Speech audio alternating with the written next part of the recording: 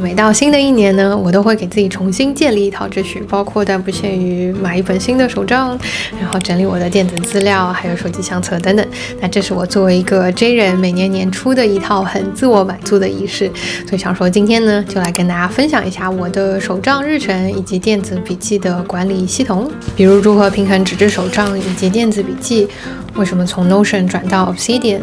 如何讓輸入跟輸出相輔相成等等等等。那一句話總結我的這個體系就是：紙筆能讓我慢下來思考規劃，電子筆記能讓我找得到並且能再產出。那先從比較老派的紙質手賬開始講。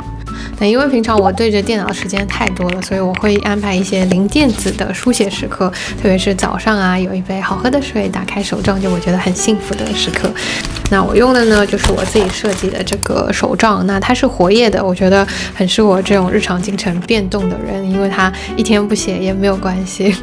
那裡面呢，我主要是分成3個部分，首先是佔50%的計劃。那每個月呢，我會參考我的日曆，先做一個粗計劃，比如每個板塊我要做的事情，然後用這種甘特圖去做一個項目管理，這是我在工作中學到的。那這樣的話呢，我就知道每一周大概要安排什麼樣的任務，就可以把它寫在我的周計劃裡面。如果有一整天我是可以完全掌控的話呢，我就會用我的日計劃，這樣就可以比較詳細的規劃這一天。那第二部分呢，就是跟品牌相關的，然後我有些靈感啊，都會先手繪或者說隨手記下來，最後再整理成電子的文檔送給工廠去做。那第3部分呢，就是個人事務相關的，主要就是這個隨筆，因為我買了很多不同的這種小墨水，這樣每一次寫的話呢，就用不同的顏色，會讓記錄本身變得非常的有趣。日常有一些照片，我覺得值得打印出來的呢，我就會貼在這個訂頁的本子上，給它夾在邊上，可以再配一些我收藏了很多的小貼紙，就很可愛。那這種書寫的愉悅感的話，我覺得是電子工具很難代替的，所以這也是為什麼我一直堅持手寫的原因。然後今年呢，我還有追加一本這個 Noti 的3年日記，沒想到吧，這麼薄一本，它居然可以記3年，這也是我選它的原因。因為我經常跑來跑去，所以之前那本5年日記對我來說有點太厚了。那這一本呢，就可以夾在這個裡面，就非常的好寫，很適合用來做低成本回顧，每天一點點，久了的話就可以有一條長期可回看的線索。那電子筆記的部分呢，我主要是用3個 App， 一個是 Notion， 還有 Obsidian 以及 GoodNotes。那他們3個分別是負責結構化的資料庫，還有純文字的沉澱跟輸出，以及思維導圖和一些圖文筆記。那 Notion 呢，我分享過很多次了，但現在我主要把它當做我的人生數據庫，比如有我的物品清單啊，還有旅行規劃以及重要的一些資訊，我都會匯總放在裡面。那我以前呢也有分享過很多我的模板啊，以及我的一些用法。就我還有在用，但是我覺得它比較像當一個倉庫，就可能時不時有需要的時候再回去找資料的這樣一個存在。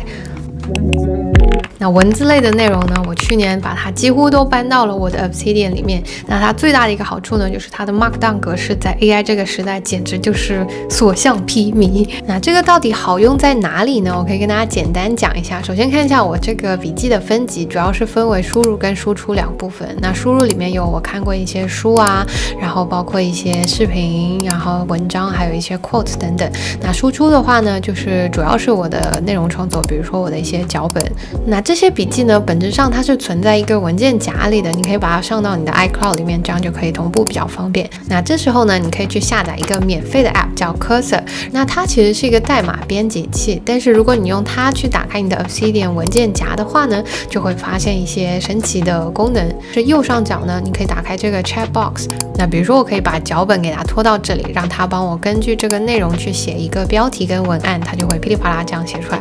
那本身 FreePlan 的模型跟限制可能會多一些，你可以花錢去升級，就可以解鎖更多或更好的功能。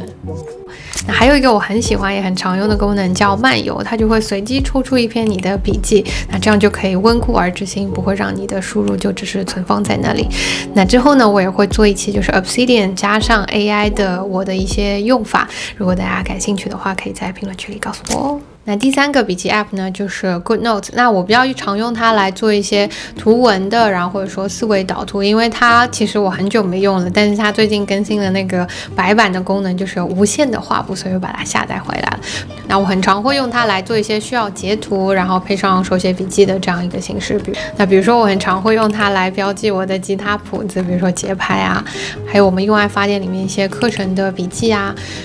還有一些剪輯的，因為經常我需要截圖記下那個界面參數，比如之前我看那個達芬奇教程的時候，我就需要一直截圖，然後一直畫，一直截圖，一直畫，就很適合在這個裡面去做。那像這種的話，我覺得在 Notion 跟 Obsidian 裡面做就比較麻煩，然後用 GoodNotes 搭配手寫就會比較方便。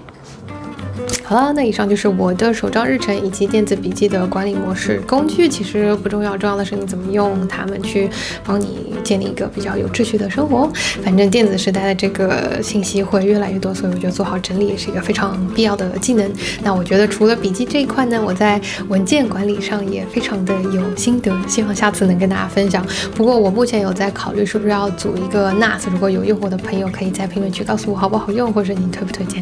啊？那我是一鸣，我們下期見，拜拜。